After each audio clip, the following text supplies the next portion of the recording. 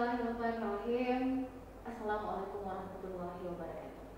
Segala puji terkhusus, mobil khusus kepada Allah Subhanahu wa Ta'ala yang berkenan kita mempertemukan semuanya di akhir Ramadan ini, dan tidak lama lagi kita semua akan merayakan hari raya Idul Fitri di rumah saja, insya Allah ya.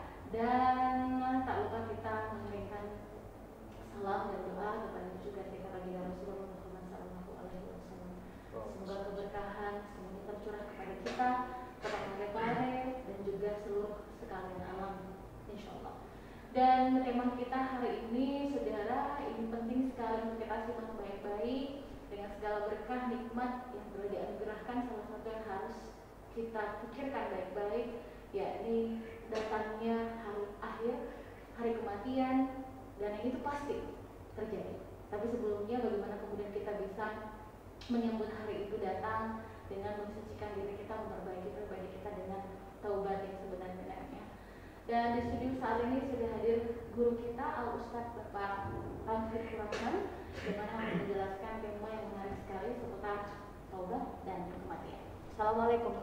Waalaikumsalam warahmatullahi wabarakatuh. Ini sebenarnya kalau mungkin anak-anak milenial mendengar, ini temanya ngeri-ngeri sedap seperti itu. Ya. Baik, silakan langsung saja Pak Ustadz. Ya, baik. Bismillahirrahmanirrahim. Alhamdulillah Rabbil alamin. Alhamdulillahilladzi ja'ala syahra Ramadan anzala fihi al-Qur'an hudan lin-nasi wa bayyinatin minal huda wal furqan. Allahumma shalli wa sallim wa barik ala sayyidina Muhammad wa ala alihi wa sahbihi ajma'in. Amma ba'd. Pemirsa yang saya muliakan, yang saya hormati, semoga kita semua senantiasa dalam lindungan Allah Subhanahu wa Ta'ala. Senantiasa kita mengirimkan salam dan salawat kepada junjungan tercinta Nabi Allah Muhammad sallallahu alaihi wasallam. Alhamdulillah, di ujung-ujung bulan Ramadan ini, tema yang diangkat pada hari ini adalah taubat dan kematian. Maksudnya apa? Sebelum mati, taubat dulu. Jangan sampai tiba masanya kita menghadap kepada Allah, kita belum bertaubat, maka akan celaka. Oleh sebab itu harus bertaubat dulu. Bagaimana Pak Ustaz? Saya kan dosa saya besar sekali, maksiat saya banyak sekali, taubat saya diterima enggak? Jawabannya, sebuah gunung dosa seorang hamba, maka 2 gunung ampunan Allah Subhanahu wa Ta'ala. Bahkan 10 gunung maksiat seorang hamba, 100 gunung ampunan Allah Subhanahu wa Ta'ala. Bagaimana kita saksikan dalam riwayat, ada seorang sahabat yang utama, Umar bin Khattab radhiyallahu anhu. Dia itu pernah sholat sunat, kemudian salam ke kanan, dia menangis, salam ke kiri, tertawa-tawa. Ditanya oleh sahabatnya, ya Amirul Mukminin, kenapa begitu? Menangis, salam ke kanan, tersenyum simpul, salam ke kiri. Umar mengatakan, saya mengingat waktu saya sebelum bertaubat. Saya ingat waktu saya belum masuk Islam, betapa bodohnya saya menangis karena saya pernah berbuat maksiat yang besar. Bahkan dalam satu riwayat dikatakan Umar bin Khattab itu sempat mengubur hidup-hidup. Walaupun riwayat ini diperselisihkan, ada yang membantah, ada yang membenarkan. Mengubur hidup-hidup putrinya. Itulah saya menangis, kata Umar. Kemudian salam ke kiri, saya tersenyum simpul. Sebelum saya bertobat, sebelum saya masuk Islam, saya pernah membuat boneka terbuat dari roti. Roti itu saya buat jadi boneka, sudah jadi boneka, saya sembah, sudah saya sembah, saya makan sendiri boneka itu. Betapa lucunya saya. Tuhan yang saya sembah, saya makan sendiri. Pemirsa di peduli yang saya muliakan, Umar bin Khattab saja yang pernah bermaksiat seperti itu dijamin oleh Rasulullah SAW masuk surga. Saya yakin di antara kita semua pemirsa tidak ada yang pernah membunuh, tidak ada yang pernah menyembah boneka, menyembah berhala, tidak ada. Sebesar apa sih dosa kita, selama kita mau bertobat kepada Allah, insya Allah diampuni oleh Allah Subhanahu.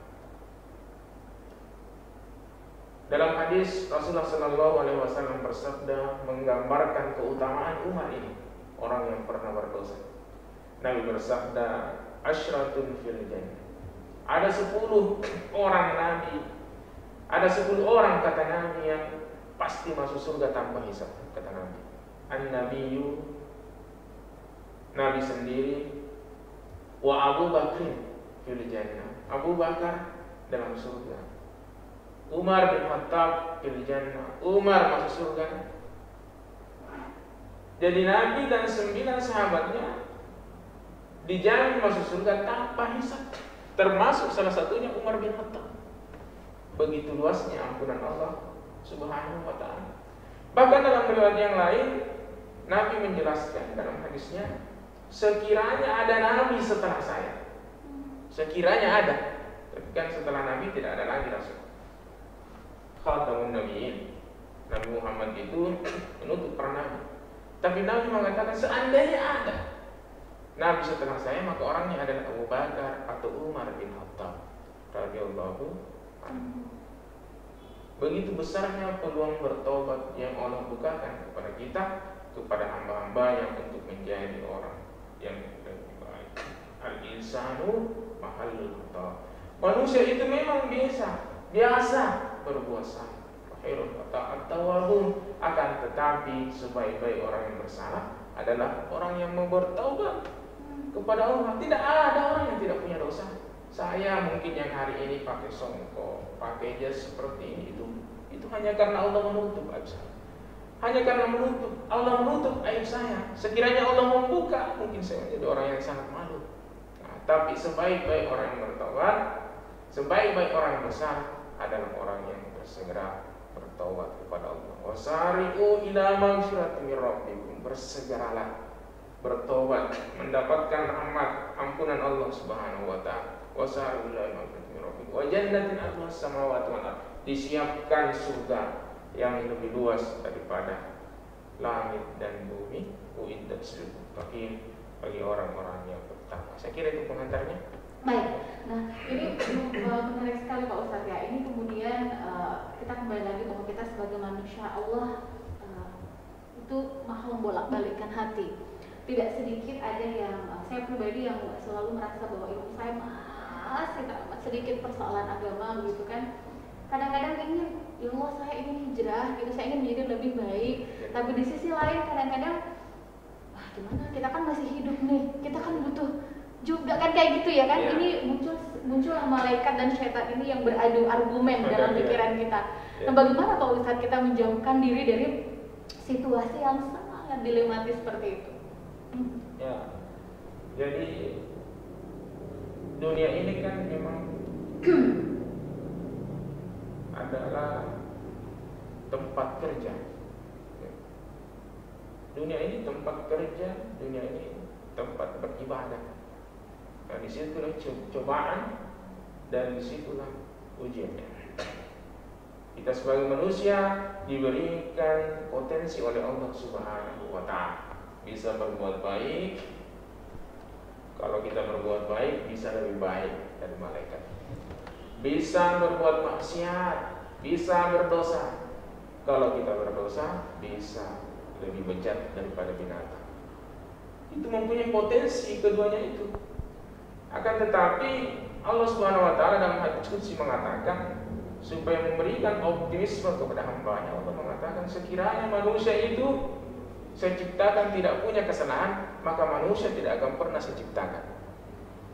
Sekiranya manusia itu tidak punya kesalahan, tidak bisa berbuat dosa, tidak bisa berbuat maksiat, maka manusia tidak akan pernah saya ciptakan. Tapi karena potensi itu ada, maka manusia diciptakan. Allah suka mendengar hambanya bertobat, mohon ampun kepada Allah Subhanahu wa Ta'ala. Nah, ada hal lagi yang lebih dalam mungkin yang bisa kita bahas pada hari ini, yaitu terkait dengan dosa yang sangat besar, yaitu yang biasa kita kenal dengan kemusyrikan. Dalam surah An-Nisa Allah menyebutkan, Bismillahirrahmanirrahim, Innallaha la yaghfiru an yushraka bihi wa yaghfiru ma duna dzalik liman yasha. Sesungguhnya Allah tidak akan mengampuni dosa syirik, dan Dia mengampuni segala dosa selain daripada syirik itu barang siapa yang dikehendaki oleh Allah Subhanahu wa Ta'ala. Jadi Allah menyampaikan tidak diampuni dosa yang syirik. Akan tetapi ayat ini bisa disandingkan dengan ayat yang lain. Allah Subhanahu wa Ta'ala mengatakan, Innallaha yaghfiru dzunuba jami'an. Sesungguhnya Allah mengampuni semua dosa. Di ayat yang lain, Innahu huwal ghafurur rahim. Sesungguhnya Allah Maha Pengampun lagi Maha Penyayang. Jadi ayat yang pertama mengatakan Allah tidak mengampuni dosa syirik kecuali yang Dia kehendaki. Ayat yang kedua Allah mengatakan Allah mengampuni semua dosa. Nah, apa titik tengah daripada kedua ayat ini? Ulama kita mengatakan bahwa Innallaha la yughayyiru, sesungguhnya Allah, Innallaha la yaghfiru, sesungguhnya Allah tidak mengampuni ayyushraka bihi, tidak mengampuni dosa syirik. Itu sesungguhnya masih ada jalan untuk diampuni. Kenapa? Karena ulama kita mengatakan Allah dalam Al-Quran tidak menggunakan kata-kata lan. Allah mengatakan innallaha la, tidak. Allah tidak mengatakan innallaha la, tidak akan pernah. Jadi kalau masih menggunakan kata tidak, kata ulama kita, itu masih ada peluang untuk bisa diampuni. Apa dasarnya? Dasarnya ayat yang satu tadi. Innallaha yaghfiru dzunuba jami'an. Sesungguhnya Allah mengampuni seluruh dosa hamba-hambanya walaupun itu sangat besar. Nah, ini bisa kita gunakan kalau kita terjun ke masyarakat yang di pinggiran. Banyak masyarakat kita itu suka mas sorong-sorong ya. Memberikan ritual sesajen di laut atau di sungai, sesajen di sungai, sesajen di pohon. Kalau kita berdakwah kepada mereka, jangan berdakwah langsung mengatakan, kau tidak akan diampuni lagi, masuk neraka mah kau. Kalau kita berdakwah dengan cara seperti itu, maka hasil yang kita dapatkan akan sangat sedikit. Muncul masalah baru. Orang itu bukannya bertobat, dia akan mungkin membuat lagi permasalahan yang lebih besar. Jadi katakan, bertobatlah kepada Allah. Sesungguhnya ampunan Allah itu luas. Sesungguhnya nikmat Allah itu luas. Bertobatlah kepada Allah. Walaupun kau pernah sorong-sorong, walaupun pernah berikan sesajen, insya Allah innallaha yaghfiru dzunuba jami'an. Sesungguhnya Allah mengampuni semua dosa. Nah, cara berdakwah seperti itu, lihatlah levelnya. Lebih persuasif ya. Lebih persuasif. Tapi jangan dengan hal seperti ini sehingga kita mau mengulang-ulang terus. Tidak apa-apa jadi diampuni ya semua. Ya tidak seperti itu. Harus ada perubahan. Saya kira itu gambarannya. Baik. Nah, ini sebenarnya di tengah situasi ya Pak Ustadz, di tengah pandemi, di tengah merebaknya virus corona ini kan tidak sedikit angka-angka yang cukup melonjak tajam. Salah satu di antaranya angka pekat nih, penyakit masyarakat, kriminalitas, kemudian apa, dan ini memang terdorong daripada situasi yang memang cukup sulit. Sehingga tidak sedikit bahkan subuh tadi pun saya masih sempat membaca sebuah informasi anak-anak muda yang memasuki rumah kosong dan yang curi cuma sendok, garpu, yang dicuri cuma hal yang sangat-sangat sedikit. Bagaimana kemudian sedikit bergeser dari tema kita ya, ini terkhusus bagi anak-anak muda kita yang mungkin sudah tidak disuruh di rumah saja, mungkin putus sekolah lagi tapi tidak bisa bekerja karena harus dirumahkan. Mohon petunjuk. Ya, jadi di kondisi seperti ini memang adalah ujian yang sangat berat. Baru kali ini saya secara pribadi merasakan sebuah keadaan yang betul-betul sangat berat. Kenapa saya katakan sekarang situasi ini sangat berat? Bukan hanya berat kepada yang miskin saja, yang kaya saja, yang tinggi jabatannya, yang rendah. Berat untuk semua. Betul. Berat untuk semua orang. Negara yang superpower sekalipun sangat besar tak sanggup menghadapi ini corona. Ampun dia. Amerika ini kita lihat. Adidaya menjadi tidak berdaya. Teknologinya banyak sekali, uangnya banjir begitu banyaknya. Ampun juga menghadapi corona. Cina, negara yang dingin kena, negara panas Iran kena, tidak ada lolos. Negara miskin kena, negara kaya kena. Nah demikian pula kita yang personal ini, orang kecil kena, orang kaya kena, jabatan kena, orang biasa kena. Nah kita ini adalah ujian Allah Subhanahu wa Ta'ala. Apakah kita lolos? Liyabluwakum ayyukum ahsanu amala. Allah Subhanahu wa Ta'ala ingin melihat siapa yang paling baik amalnya.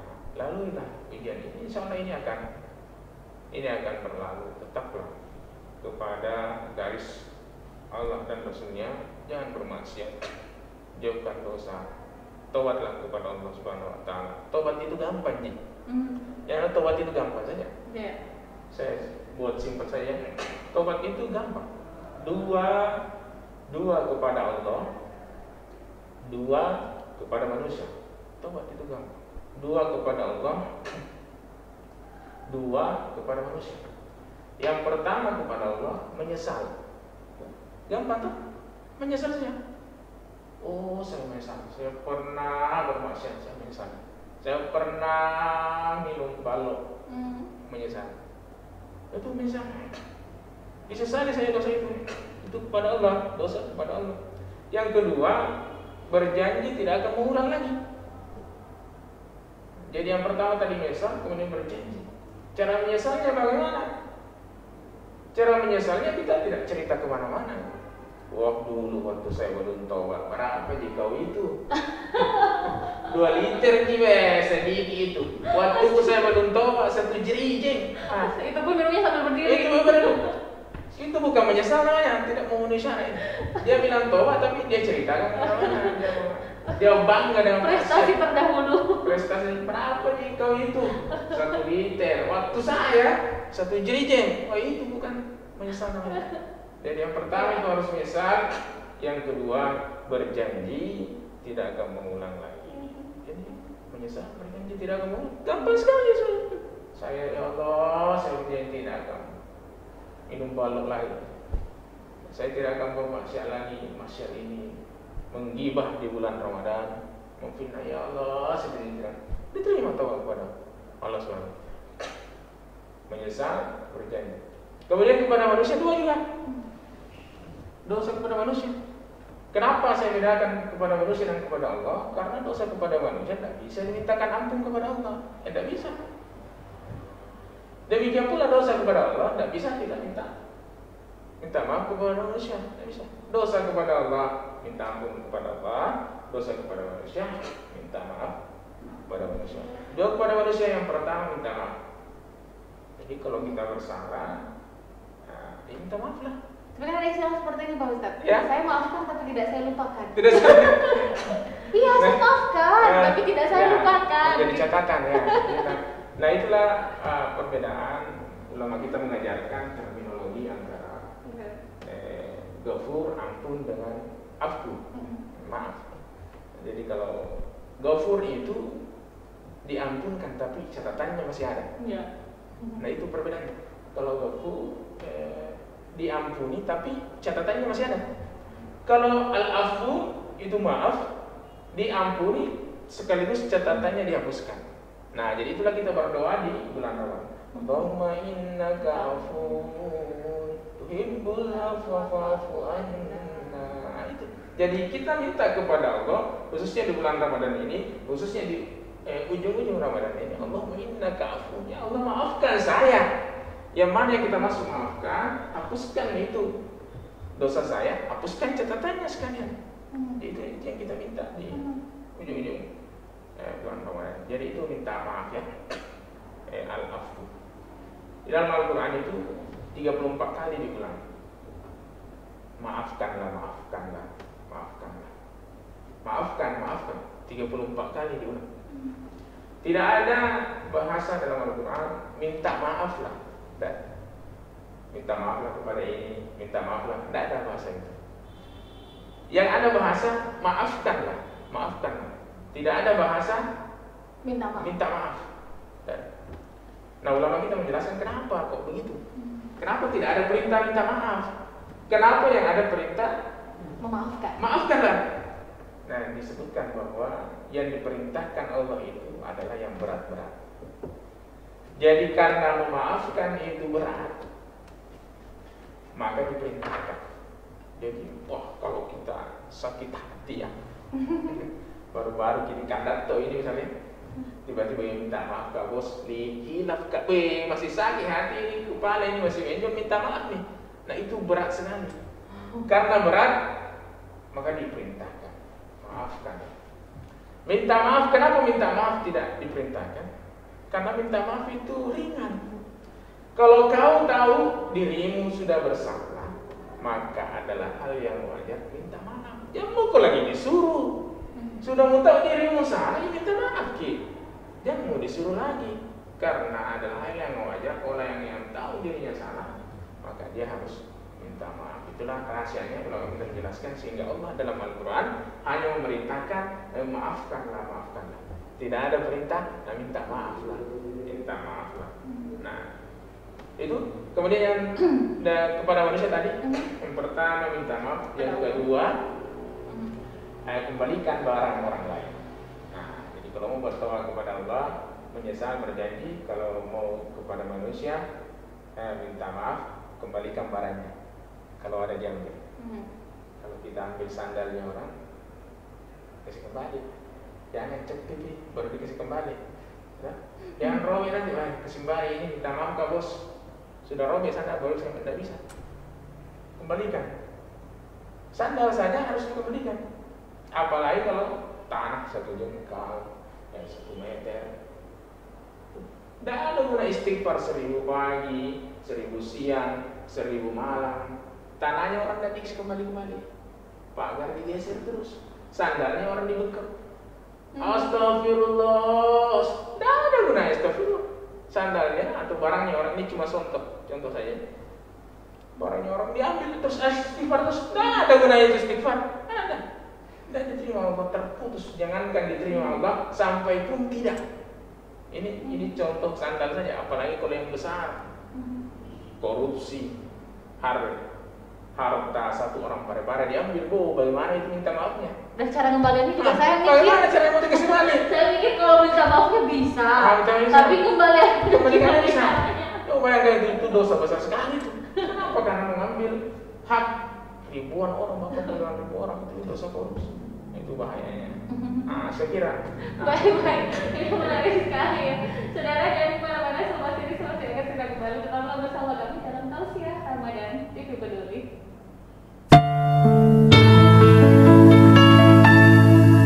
Assalamualaikum warahmatullahi wabarakatuh.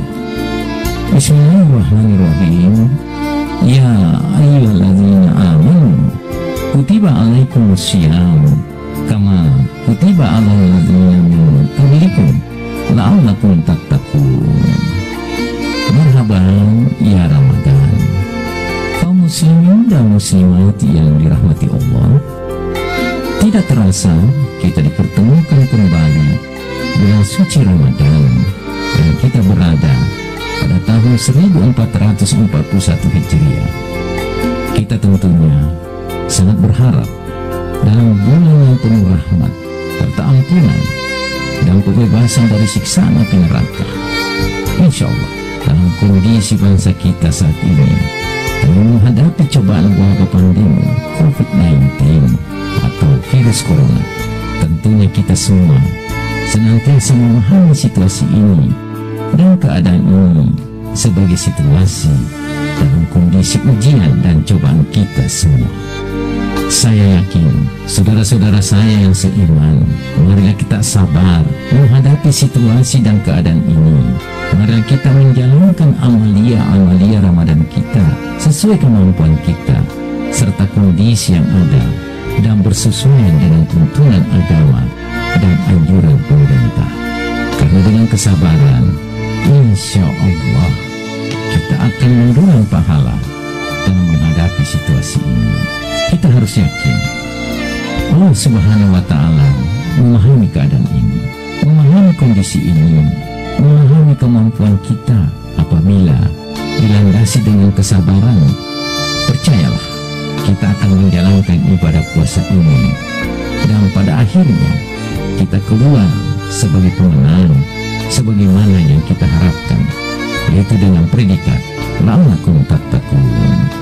Kaum muslimin dan muslimat yang dirahmati Allah, walaupun kita semua, wargaku, rakyatku, dalam situasi social distancing, physical distancing dalam menjalankan ibadah puasa ini, tapi saya yakin semangat dan nilai ibadah puasa kita tidak akan berkurang nilainya dibanding dengan situasi normal.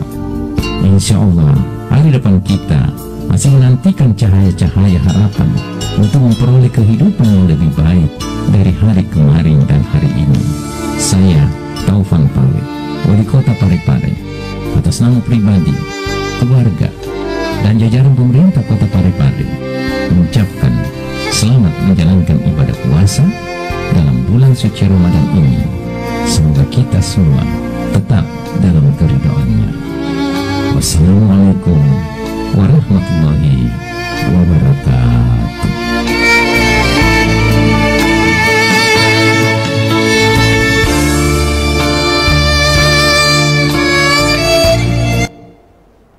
Baik pemirsa, rahimakumullah, ada masih di Majelis Tausiah Ramadan persembahan TV Peduli, dan tadi temanya taubat dan kematian. Seperti saya bilang di awal, ini sebenarnya ngeri-ngeri sedap, tapi begitulah kita yang banjir dosa, banyak sekali kesalahan dan hilaf.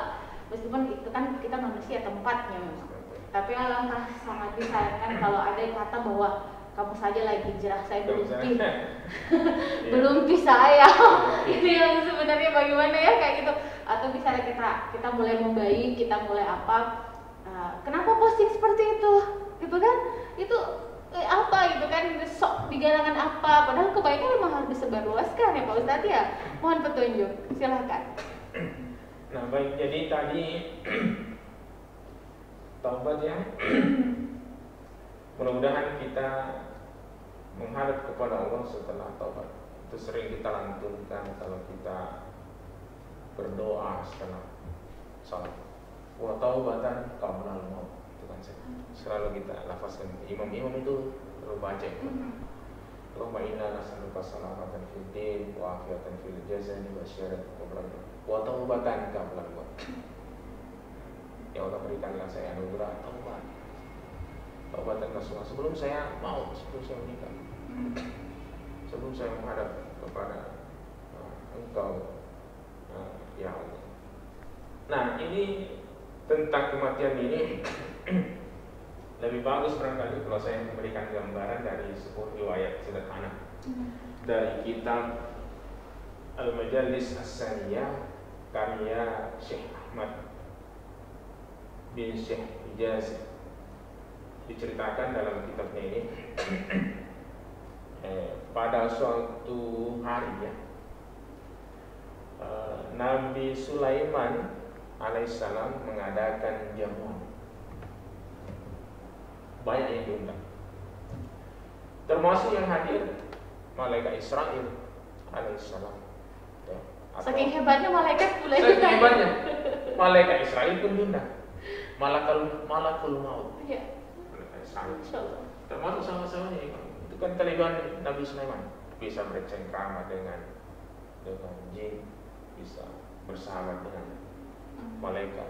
Itu mujizat Nabi Sulaiman alaihissalam. Termasuk pada saat majelis itu panggil, ada salah seorang sahabat Nabi Sulaiman yang di dalam majelis itu dia menyuruh Kemudian pada saat dia duduk, selalu ada orang yang melirik tajam kepada dia.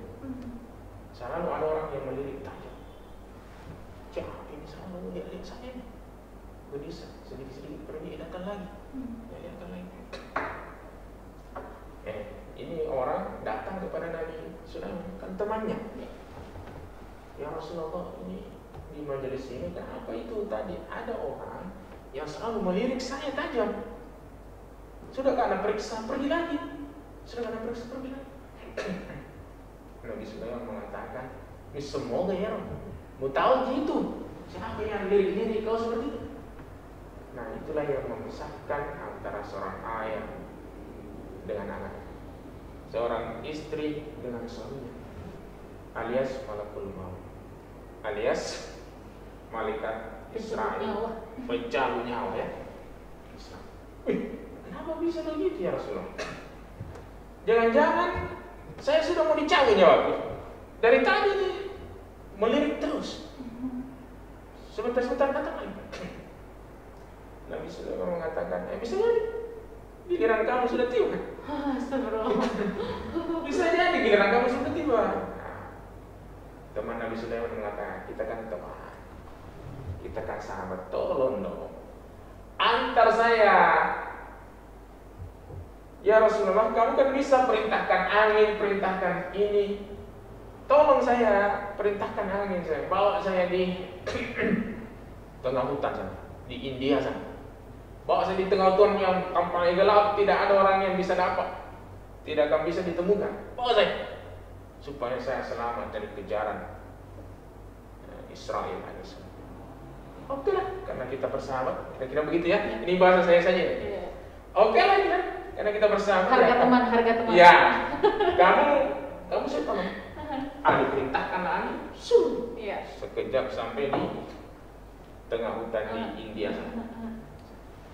Begitu sampai di tengah hutan di India ini, sudah ada malaikat Israel menunggu di situ. Malaikat Israel bilang, dari mana kok? Kira-kira dari tadi kutunggu catatanmu di sini. Kau akan meninggal di tengah hutan sekitar 1 menit lagi. Tadi 5 menit yang lalu masih ada kau di majelisnya Nabi Sulaiman. Kenapa bisa? Jangan-jangan catatan Allah yang diperintahkan kepada saya salah. Kenapa masih 5 menit dengan jarak puluhan ribu kilometer saya harus mencabut nyawa? Ternyata kau minta tolong pada sama Nabi Sulaiman supaya kau diantar di sini. Nah, sudah dikasih tahu itu dicabut toh nyawanya. Meninggal juga itu. Sahabatnya ini Nabi Sulaiman ini. Sahabatnya Nabi Sulaiman saja. Iza jaa ajaluhum la yastakhiruna as-sa'a wa la yastaqdimun. Jika tiba ajalnya tidak akan dimundurkan walaupun sedikit, tidak akan dimajukan walaupun sedikit. Jelas-jelas sahabatnya Nabi Sulaiman. Jadi tidak ada istilah kebetulan. Tidak ada. Apalagi macam kita ini. Bukan siapa-siapa Nabi Sulaiman. Siapa kok? Saya gitu ya. Kepala ini berapa jitu? Temannya saja Nabi Sulaiman. La yastakhiruna as-sa'a wa la yastaqdimun. Tidak dimundurkan biar sedikit. Tidak dimajukan biar sedikit. Ya kalau sudah sampai dicabut dong. Kullu nafsin sa'iqun. Semua yang hidup pasti mati. Temannya Nabi bukan Nabi, ada jabatannya orang biasa, pasti mati. Istilahnya ada meme yang mengatakan begini, kalau ini ada mulai kepala dinas, kepala rumah tangga, kepala apa, kepala lingkungan, apalagi yang kepala batu. Kepala batu. Habis semua. Habis semua. Habis semua. Kepala dinas, apalagi kepala batu, kena semua corona. Kalau kau tidak jaga jarak, tidak pakai masker, kena semua. Sama dengan ini Nabi malaikat Israel ini. Tak ada kena semua, tiba masanya. La yastakhiruna as-sa'a wa la yastaqdimun. Tidak akan dimajukan. Dan tidak akan dimundurkan walaupun sedikit. Siapapun kau, kalau perintahnya sudah datang, maka dicabutlah. Nah inilah yang menyebabkan sehingga buta Profesor Rayun Arsyad, saya pernah dengar beliau tausiah mengatakan sesungguhnya kematian itu tidak ada penyebabnya. Nah, jadi ini hanya kata-kata ulama saya, menurut saya, Guru Profesor Rayun Arsyad. Sesungguhnya kematian itu tidak ada penyebabnya. Hanya satu saja sehingga orang mati itu. Karena waktunya sudah sampai. Itu saja. Orang meninggal itu, orang mati itu, orang wafat itu bukan karena sakit ini, bukan karena sakit corona, bukan karena jantung, diabetes, stroke, bukan karena kecelakaan, bukan karena nabrak ini, bukan karena nabrak itu. Tapi penyebabnya satu saja, karena sudah sampai waktu. Sudah sampai waktu. Kenapa harus ada orang yang meninggal karena sakit, karena tabrakan, karena kecelakaan? Guru tak mengatakan, ya itu untuk menyelamatkan muka malaikat Israel alaihissalam, malakul maut, supaya manusia tidak menyalahkan semua malaikat Israel. Kalau misalnya mati anaknya, itu malaikat Israel. Kenapa anakku udah cabut? Nah ada itu nenekku. Kira-kira begitu ya? Kenapa ini mereka Israel? Kenapa ini yang ambil orang baik?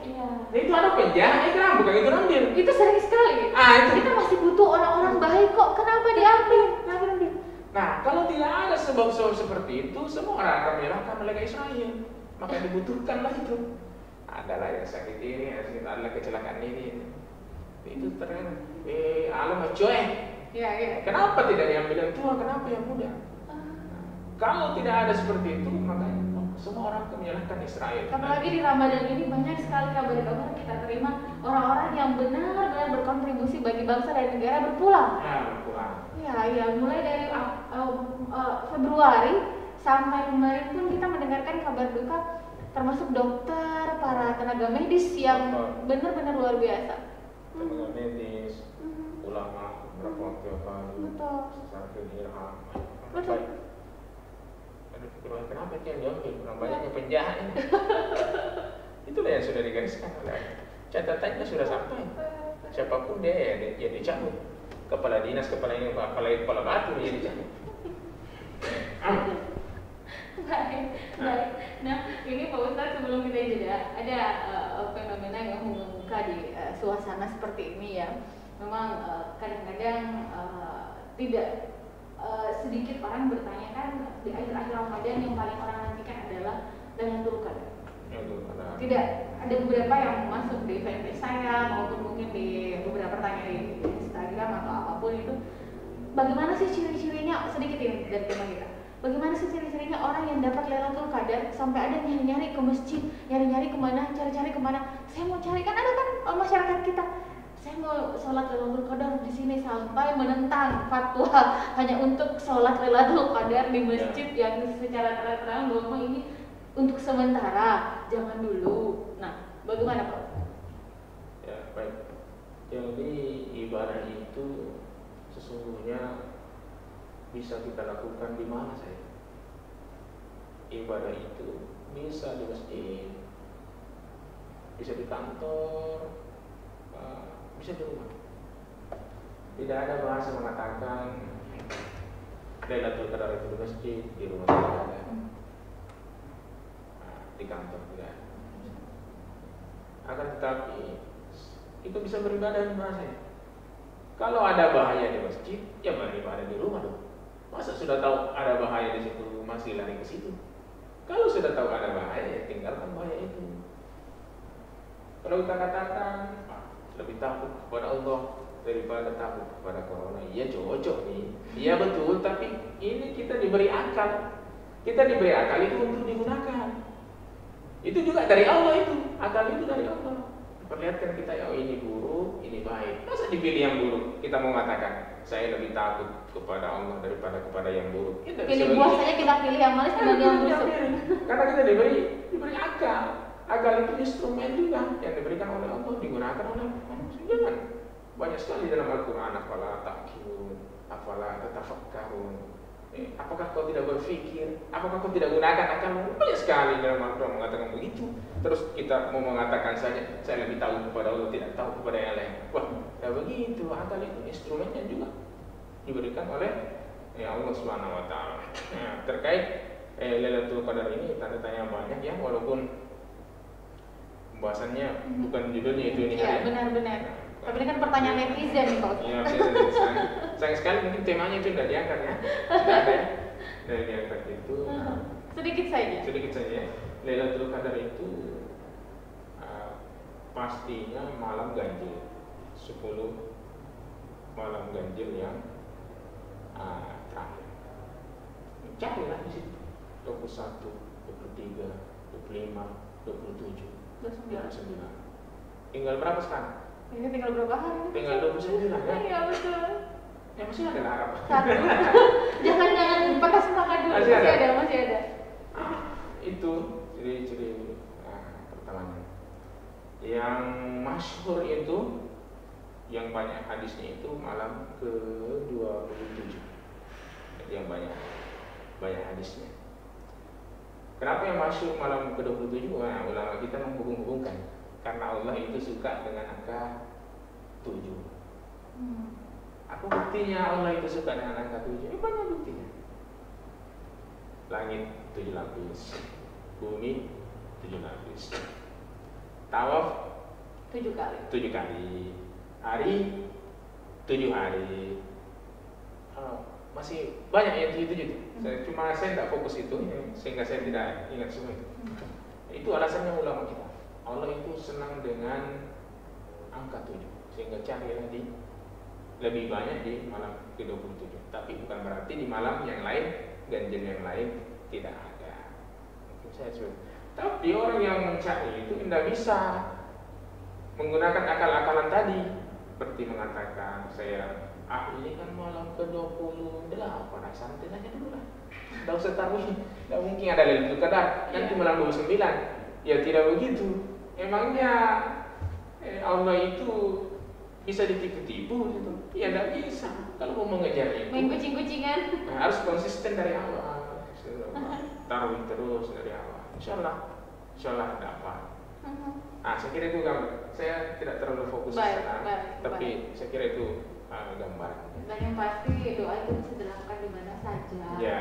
Dan situasi seperti kita pun lagi seperti ini, pasti ada siaran pun mungkin ada doa kita. Kata-kata yang mengatakan lebih takut kepada Allah daripada pada corona itu kurang tepat. Kita kan ada akal ya. Pakai dong akal itu. Saya kira begitu ya. Baik, terima kasih Pak Ustadz. Kita jeda dulu saudara, saya masih akan segera kembali setelah.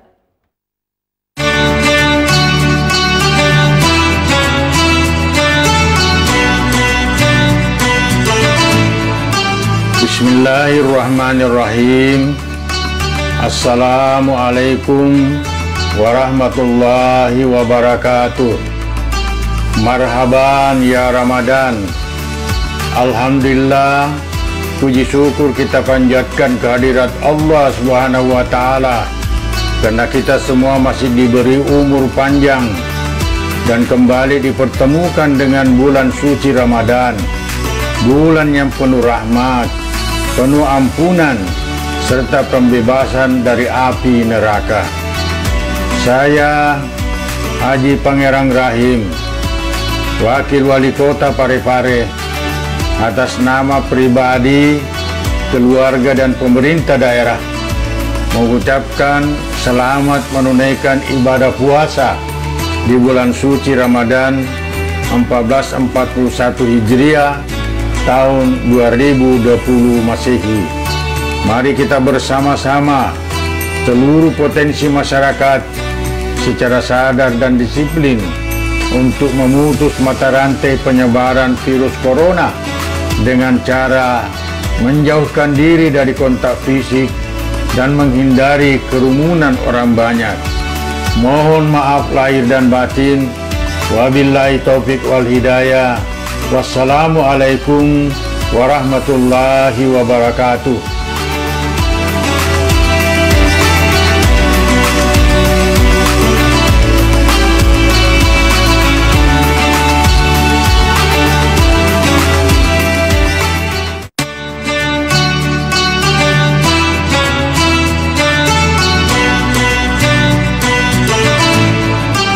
Bismillahirrahmanirrahim. Assalamualaikum warahmatullahi wabarakatuh. Marhaban ya Ramadan. Alhamdulillah, Puji syukur kita panjatkan kehadirat Allah Subhanahu wa Ta'ala. Kita semua masih diberi umur panjang dan kembali dipertemukan dengan bulan suci Ramadan, bulan penuh rahmat, ampunan, serta pembebasan dari api neraka. Saya HM Iskandar Nusu, Kepala Dinas Komunikasi dan Informatika Kota Parepare, beserta seluruh staf, mengucapkan selamat menjalankan ibadah puasa di bulan suci Ramadan 1441 Hijriah. Mohon maaf lahir dan batin. Mari bersama-sama perangi hoax, saring sebelum menyebarkan, dan bijak dalam bermedia sosial. Wabillahi taufiq wal hidayah. Wassalamualaikum warahmatullahi wabarakatuh.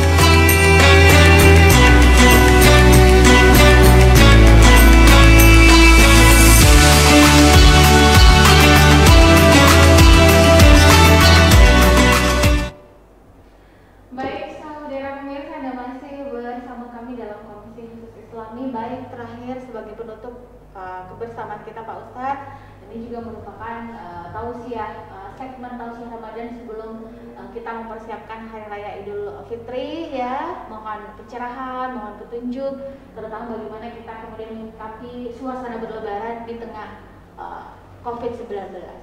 Ya baik, di ujung segmen ini saya menghimbau kepada diri saya dan kepada kita semua, khususnya kaum muslimin, istilah hari-hari terakhir bulan Ramadan dengan ibadah di rumah saja. Istilah hari-hari terakhir bulan Ramadan bersama keluarga. Di rumah kita bisa salat jamaah. Kalau kita tidak pernah jadi imam, belajar jadi imam. Itulah sisi baik daripada adanya virus corona ini, COVID ini. Orang yang mungkin tidak pernah menjadi imam, maka harus berusaha menjadi imam, minimal untuk istri dan anak-anaknya. Kemudian terkait dengan taubat dan kematian ini, marilah kita mempersiapkan diri untuk menghadap kepada Allah Subhanahu wa Ta'ala dengan berbekal setidaknya ibadah-ibadah khususnya di bulan Ramadan kali ini. Jangan kita melewatkan kesempatan yang Allah Subhanahu wa Ta'ala berikan kepada kita. Idza matal insanu in qata'a 'amaluhu illa min salasin. Kalau seorang manusia itu meninggal, maka terputus semua amalnya kecuali 3. Sedekah jariyah. Sedekah jariyah. Apa itu sedekah jariyah? Kalaulah kita pernah menyumbang masjid, kalaulah pernah kita mengusap kepala anak yatim, kalaulah pernah kita menolong fakir miskin, kalaulah pernah kita melakukan kebaikan-kebaikan, baik menjadi sedekah jariyah. Ilmu yuntafa'u bihi, kalau kita pernah mengamalkan, kalau kita pernah mengajarkan ilmu yang kita miliki, walaupun itu satu huruf saja, itu akan menjadi amal jariah, amal yang mengalir terus menerus. Jasad kita mungkin mati, badan kita mungkin habis, sudah dimakan cacing, tapi amal kita akan jalan terus. Ilmu yuntafa'u bihi, kalau kita pernah belajar dan mengamalkan dan mengajarkan ilmu, walaupun itu hanya dengan satu huruf. Yang ketiga, waladun shalihun yad'ulah, yaitu kalau kita memiliki anak-anak yang saleh, anak-anak yang salehah yang selalu mendoakan kita. Oleh karena itu, didiklah anak-anak kita sebaik-baiknya. Jangan egois diri sendiri, mau masuk surga sendiri, ke masjid sendiri, mengabaikan keluarga di rumah, tidak melakukan ibadah. Padahal waladun shalih, anak-anak yang soleh, anak-anak yang solehah, yang selalu mendoakan orang tuanya, termasuk adalah pahala yang mengalir terus menerus. Walaupun tubuh kita mungkin sudah hancur lebur. Guru tak mengatakan, kalau sholatmu yang kau andalkan, kalau ibadahmu kau andalkan, kalau puasamu kau andalkan, berapa sih yang bisa kau lakukan? Kau sudah meninggal, habis sudah. Tapi kalau kau melakukan sedekah jariah, kau pernah menyumbang masjid, menolong anak yatim, mendidik anakmu dengan baik, badanmu mungkin hancur, puluhan tahun, ratusan tahun, akan tetapi amalanmu akan mengalir terus. Demikian pula sebaliknya, Allah Subhanahu wa Ta'ala menciptakan selalu berpasang-pasangan. Kalau ada sedekah jariah, amal yang tidak terputus, ada juga dosa yang tidak terputus. Jangan kita mengabaikan itu. Ada juga dosa yang tidak terputus. Yang manakah itu dosa yang tidak terputus? Dosa jariah ada juga. Kalau kita mengumbar aib saudara kita di media sosial, di Facebook, di WA, di Instagram, kita berfoto mengumbar aurat kita, walaupun sudah kita hapus, foto itu akan tetap ada di Google. Kalau diketik pas namanya, maka walaupun sudah dihapus tetap akan muncul. Itu dosanya. Anak-anakku, baik yang putri maupun yang putra, jangan melakukan dosa jariah. Jangan sampai kita sudah meninggal dunia, dan pasti akan meninggal dunia, dosa-dosa kita mengalir terus.